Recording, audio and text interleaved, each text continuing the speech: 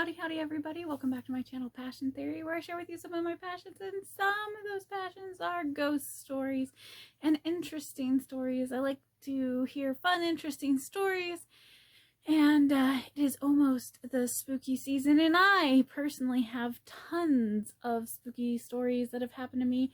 Real life ghost stories, real life just really weird stuff, all sorts of things, but I figure having a good background and who we're all talking about and stuff will be great. And since it's almost spooky season, this is going to be the first story time to kind of set up all the characters and everything. Characters being actual people. So let's see. My dad is in a few of these stories, not very many. He didn't really believe in anything that things that went on and just kind of brushed everything off. But part of this story is also about my heritage and things like that. I know I look very, very white and very, very vanilla, but I do have a mixed race heritage. So I'm going to go into that a little bit too. But yes, I very much live a white existence, being that I look like this. So while I do research my heritage and I do study my heritage and things like that, I leave cultural spaces for the people they're meant for. At the same time, I do still practice some of my cultural upbringing that I grew up with. So, first of all, my dad's side of the family. My dad, I didn't know very much about his parents. Here's what I heard growing up. So, my dad grew up very, very poor, and his parents both died when he was very young, and then his oldest brother raised him. Over time, I was able to get more pieces of the story together because my dad did not ever talk about his past, ever. I never once heard him talk about his father or his mother or anything. What I know, I knew through my mom, and then later I learned a bit more through digging Ancestry.com and well, not Ancestry.com, but like genealogy trees, looking at genealogy and censuses and things like that. So, here's what happened. So, my dad is the youngest of 4 siblings, and he's also the shortest. My uncle, who was the oldest, was 7'2", and my dad was a normal height. I have no clue how tall my dad was. I think he was around 6 foot, maybe a little shorter. I can't remember, honestly. It's not like it was something that like came up. I know he was a good foot taller than me, so probably like 6 foot 6 to 6'4". But yeah, but I always remember my uncle because he was 7'2", and just doors and everything. Yeah. He'd always be hitting the door frames. So, when my dad was very, very little, his mom got some kind of mysterious illness, and she was screaming in pain all the time. The doctors couldn't do anything for her. She had chronic pain, and they didn't know what it was. They guessed it was some kind of odd cancer, and she passed away when he was 2 or 3, and his father slipped into a very big depression and died a couple years later. My father was later diagnosed with lupus, and that's part of how he passed himself, was it attacked his heart, because he died of a heart attack, and they had no reason why he died of a heart attack because he had no heart problems.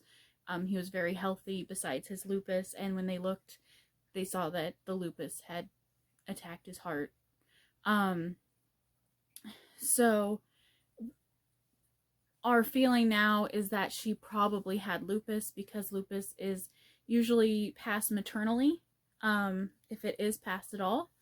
And so we're guessing that's actually what she had, and it was before it was something that was really diagnosed. He grew up extremely poor, and when I mean poor, I mean he was like, his dad would go behind the grocery stores and get all the cans of food that the grocery stores were throwing out, and they would remove all the labels, and he was left by himself a lot of times. So he remembered, like, at 3 or 4, opening just random cans of food to eat whatever was inside. Sometimes it was dog food, like stuff like that. So that's the background my dad came from. And then later, like when I asked my mom, like, you know, well, what's his mom's name? What's his dad's name? Because I was trying to do like family trees for school. My mom said, oh, he doesn't talk about it. He won't talk about it because, like, her, when she was passing and she was screaming all the time when he was little, he blocked it all out and he doesn't even remember her name. And don't bring it up with him. Don't talk to him about it. And this is another case where my mom changes her story about everything. She has this habit of telling me one thing, and then later, way down the line, I'll ask her about something, or I'll bring her new information, and she'll like gaslight me and tell me that never happened. So my whole life, I was afraid to ask my dad to bring up like trauma. And so I just didn't know my grandparents' names. But when my father passed, my mom sent me his ashes completely out of the blue. She just called me up and was like, his ashes are on the way to you. And I was like, excuse me, what? Because I have an extreme fear of like death and dying, and I have medical induced anxiety, and I thought being around these ashes all the time would just give me like huge existential crises at one after another. And I was very blown away that she would just do that without my permission or anything. But she did, and I couldn't really send them back. And anyway, so when I got them, his death certificate was on top. They just send them, by the way, in just like a box, like one of these, like what I ship things in. They just, and like you would think there's something that, no, it's a plastic bag with ashes in it, and just like warnings, like contains human remains. So yeah, that was interesting to open up. I have since got used to the ashes being in my area and can forget they're there sometimes, and do not have panic attacks all the time. It was a rough couple of months. But on his, back to the main point, on his birth certificate, it had his mom and dad's name. So then I was able to go on, because at the time I was creating a genealogy because I have this like past history, and I'm trying to figure out what tribe or nation my grandmother belongs to, because we've narrowed it down, but not completely. So, so yeah, we wanted to know exactly what area she came from, exactly what nation she came from, because she herself didn't have all the information and she wanted to know. So, but we'll get back to that, because that's my mom's mom. So, but I knew nothing about my dad's parents either. But I did find out, looking up his parents, that my grandfather on that side is actually from Canada, and he immigrated from Canada, and I can't find anything else because there's no, I can't get into the Canadian records. So I don't know that whole branch of the family. I know nothing about it, and hers was kind of a dead end too. Like, I can get the name of like her parents, and then that's kind of it. Like the census stuff peters out. So eventually one day I'm gonna hire somebody to like just do like the whole genealogy, so I know exactly. But I know my dad is mostly English and Irish, I thought, but but like coming from Canada, there could be French Canadian or anything in there. So I don't know. But I found out her name, and I was on the phone with my mom telling her like, hey, I got the ashes, and oh, and I'm so excited because now I know her name. Because my mom made it sound like she didn't know her name. No one knew her name because my dad didn't know her name and wouldn't talk about it. And my mom's like, what do you mean you never knew her name? And I was like, you told me Dad didn't know it because of the trauma and that he wouldn't want me to talk about it. And she's like, I never did that. Of course he knows her name. That never happened. He wasn't traumatized. What are you talking about? You could have talked about it with him all the time. Why didn't you ask him? And I was like, every time I brought it up for school projects or just curiosity, you told me not to talk to him about it. And she's like, I never did that. What are you talking about? And I'm just like, what the frickety frick was that about? I don't know. Anyway, so going on to, that's pretty much it. Let me double check my notes. I have notes this time for my story time. Oh, so after both of my dad's parents died, his eldest brother raised him, and his eldest brother had a daughter at the time that was actually the same age, like a couple months younger than my dad, so they got like raised as siblings, more than like uncle and niece. They were more like siblings. So yeah, that's all, like, my dad's side. That's all I know. It's like, we're pretty sure there's Irish in there. That's where I get all the red in my cheeks. My mom doesn't have like all this redness. She doesn't get like all red when she's in the sun or huffity puffity, or turn, like, when I tan, I get like this, the color of my cheeks. Like, I get more like of a reddish tone instead of like a browner tone. My mom like darkens up.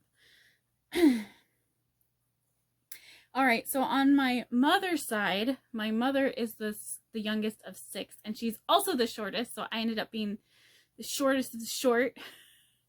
My brother's tall though, but I'm short. But yeah, so my mother is the youngest of 6, and she's the shortest. She's also the only blonde. Her mother is half Lakota and half black, and her father is 100% German. Now, we didn't know she was Lakota. We didn't know what nation she was from for a very long time, and I will explain why. So, but first, setting up my mom, and then we'll go back a little bit. So,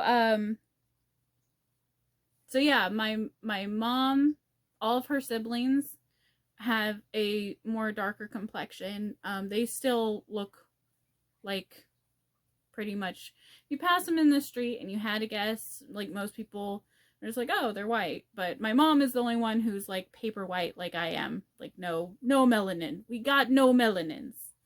My brother has all the melanins and the brown hair and the brown eyes. So, you know, genetics.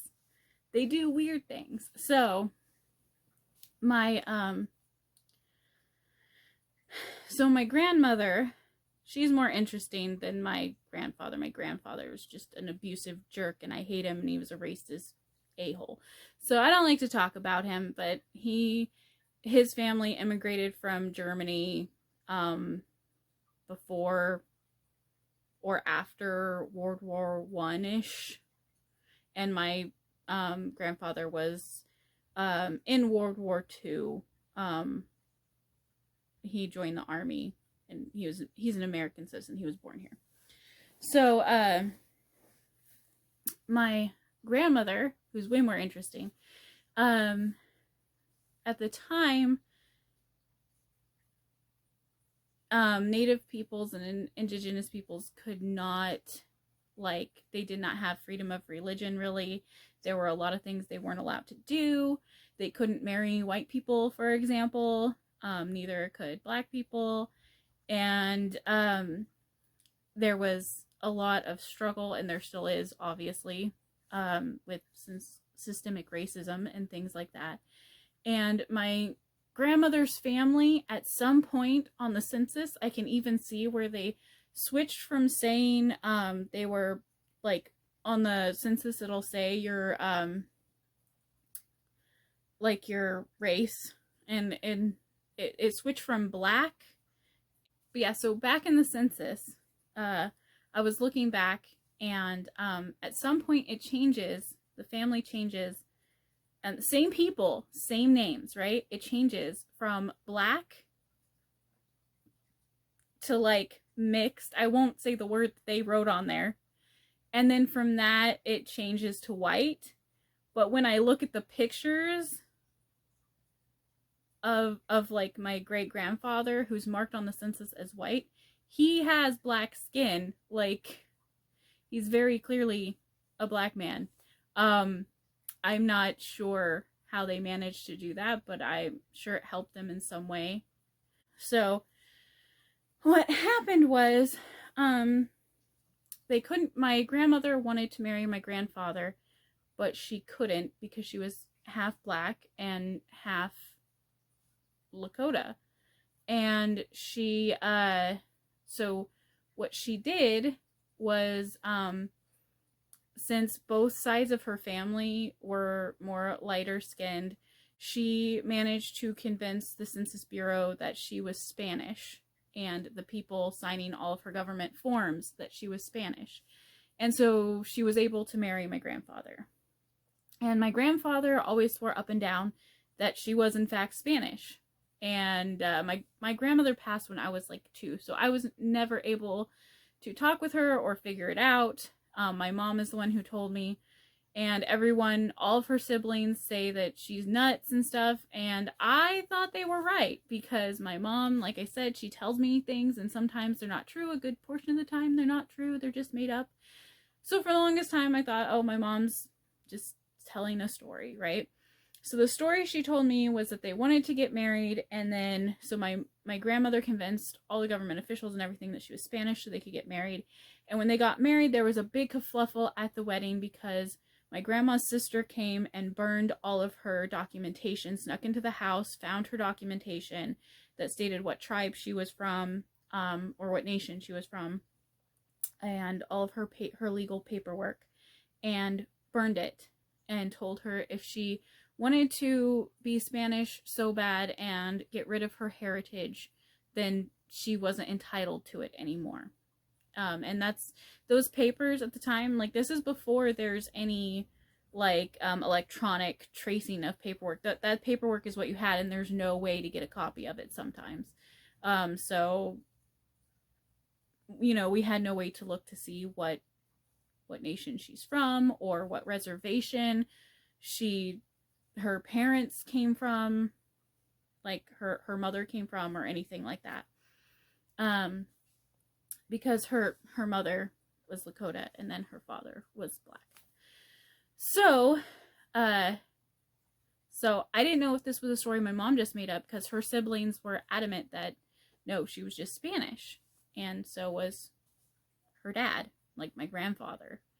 And my grandfather is extremely racist, like very racist. Back to this, how we found out that it was actually the truth. One, this was before I was able to go in and do the like ancestry trees and the genealogy. It was before I could do that, and before I even had pictures of my great grandparents, anything like that, right? So here's how we knew. Because my grandmother never said anything, except for to my mom, who was the youngest, because the laws had started to change by the time my mom was a teenager. And she told my mom certain things because they were really close. And then my mom had my brother and my older brother, and me and my older brother are 7 years apart. My older brother and my grandmother were like inseparable. They had a very wonderful bond and just inseparable. They just got each other, you know, like sometimes you just form strong bonds with certain people. And she taught him, at the time, he didn't know, my mom didn't know what language it was, but she taught him an indigenous language that she hadn't been able to speak this whole time.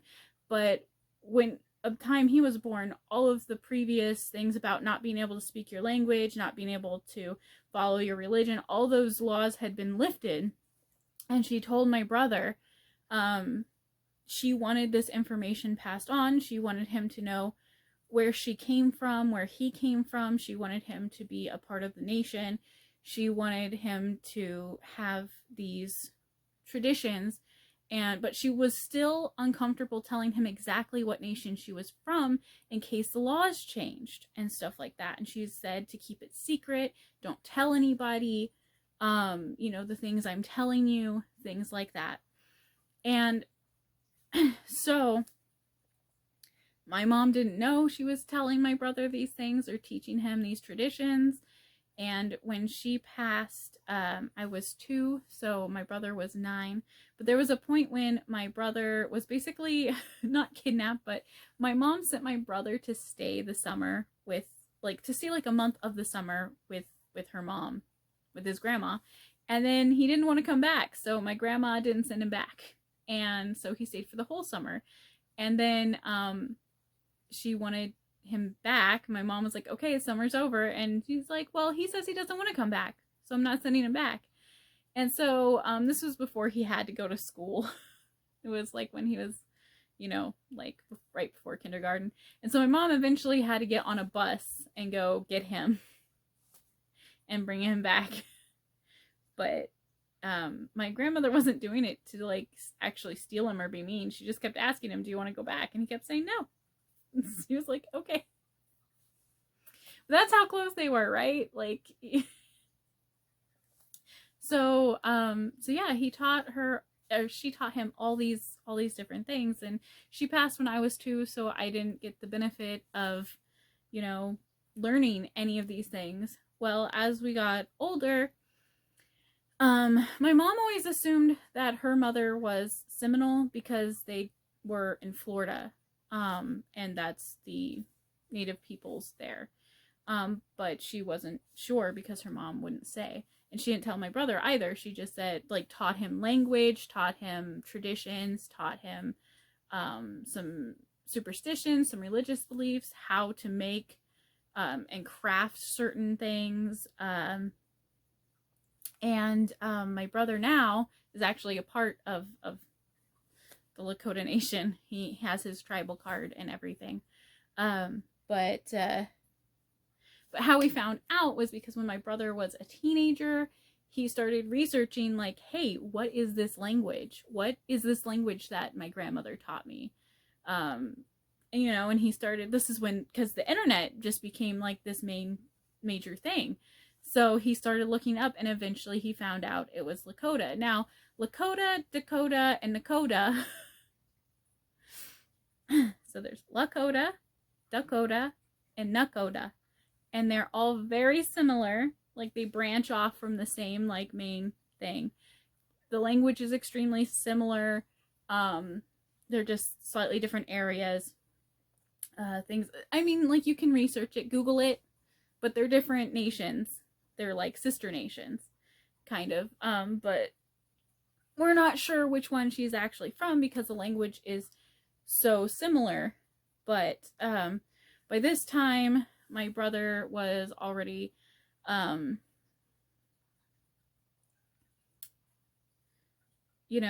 closest he could find was Lakota.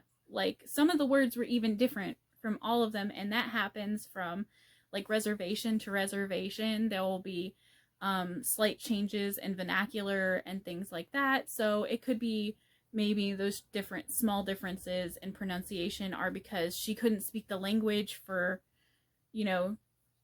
50 plus years, and also so she could be remembering it wrong because she stopped being able to speak the language when she was about a teenager, because she got married young, and she stopped as soon as she married my grandfather.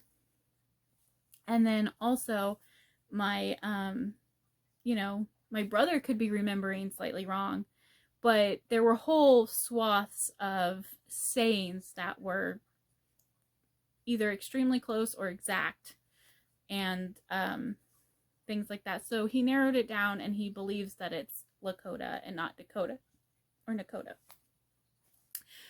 But we don't have any idea what reservation her family came from, or if they never were on one. We know that there was some kind of paperwork that she had that her sister burned. But yeah, we were never able to trace that. My brother was actually adopted by a member of, as an adult. he was adopted by a member of the Lakota Nation, and that's how he has his card. And that's because he, he studied, he learned the language, he learned, like, he knows how to hand make the bows and baskets, and he bow hunts. That's how him and his family get their food, like their meat and things like that. And yeah. So, I've always felt like really disconnected because, one, my brother looks indigenous. Like, he was born looking very white like me, and looking the same, but as he got older, he got his hair darkened up. He was born with blonde hair just like I was, and he always had brown eyes, but his hair darkened up. It's now like a really dark brown, almost black.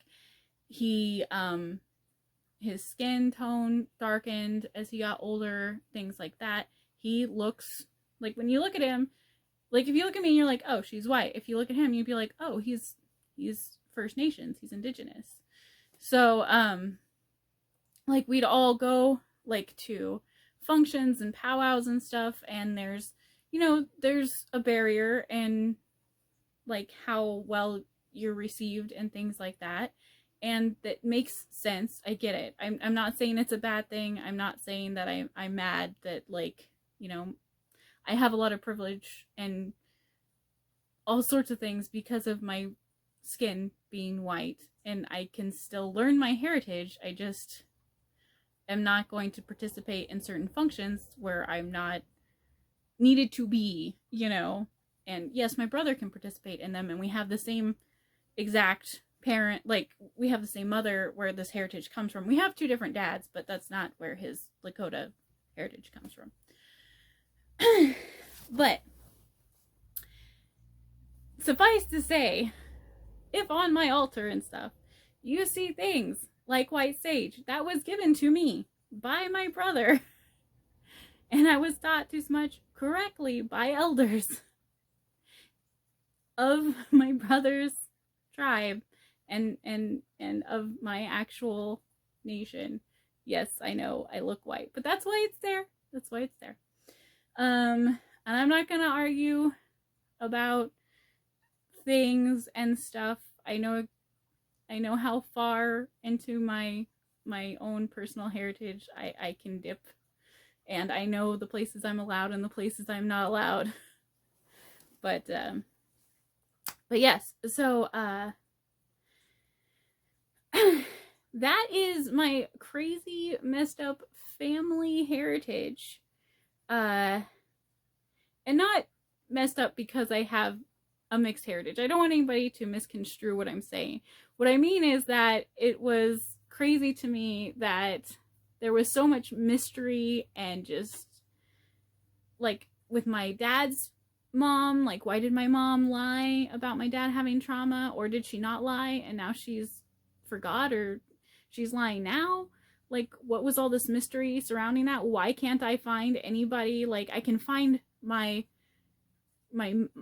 dad's mom's parents' names, but nothing beyond their names from a census, and nothing else.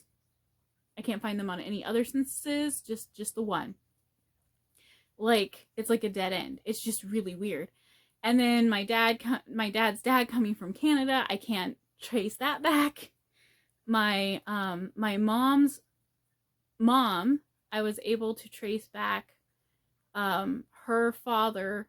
I could find her father, and then I couldn't find much else, but I could find her mother several things back, but never anything about nation affiliation. Same with her grandfather. It's marked, like, he's marked as white, even though he has very, very dark skin. like he's marked as white. So I have a lot of pictures, a lot of really cool pictures. If you guys want to see some of those pictures, you could see some of those pictures. But yeah, so that's it for story time. So that way you'll know who all the different players are, because I have stories about my grandmother and spooky things that happened to her. I have scary stories about my mom. I have scary stories about me and my brother. Things like that. But yeah, I think these verbal family histories are really interesting when you go digging into them to see how true they are. Because, like, it was just a verbal history I had from my mom that my grandmother wasn't white, but I can look at her pictures of her and be like, oh, she's not white. She could be Spanish, though. She looked like maybe that was a possibility, but then you look at pictures of, like, her mom and you're like, yeah, no. But it's just one of those things. You can only tell so much from a picture. I mean, like, I told my husband, like, hey, if we have a child and they come out with a lot of melanin, I swear I did not cheat on you. It's just genetics randomly giving them all the melanin, because it's a possibility. But yeah, genetics are weird. Genetics are very weird. All right, so see you guys next time. I'm happy to have a story time that wasn't like just me crying and in a happy mood for once. And I like telling stories, but yeah, spooky stories. Spooky stories are coming. We'll have all sorts of fun spooky stories. Okay, bye for now. And make sure to make room for your own passions.